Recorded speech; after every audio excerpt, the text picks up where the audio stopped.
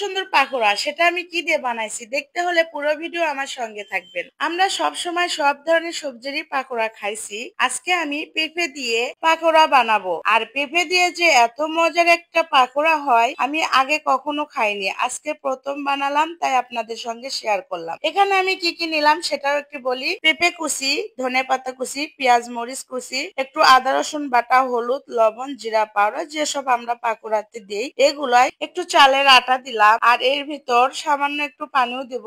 আর আগে যেহেতু পানি দিলাম না, সবজিতে পানি থাকে কিন্তু একটু দেওয়া লাগছে, বেশি না। এর ভিতর যেহেতু ডিম দিব ওই জন্য সামান্য একটু পানি দেওয়া লাগছে। আর ডিমটা দিলে আরো একটু মজা, আর কেন জানি অনেক মজা লাগছে। আমি তো এর আগে কখনো খাইনি, আজকে প্রথম খেলাম, অনেক ভালো লাগছে। আপনারাও বাসায় এভাবে বানিয়ে খাবেন। আর এখানে আমি কড়াইয়ে তেল গরম করে একে একে সবগুলো দিয়ে সুন্দর করে উল্টে পাল্টে ভেজে নেব। আর হ্যাঁ বলে দেই, আমি যেভাবে দেখালাম এইভাবে যদি আপনারা বানিয়ে খান তাহলে সেম আমার এই পাকোড়া যেরকম টেস্ট হয়েছে এই রকমই টেস্ট পাবেন। আর ভিডিওতে এর টেস্ট কি রকম হয়েছে এটাই শুধু বোঝানো যায় না, তাই যেভাবে আমি রেসিপিটা দিলাম এইভাবে দেখে বানিয়ে খাবেন। আজকের ভিডিও এ পর্যন্তই। আল্লাহ হাফেজ।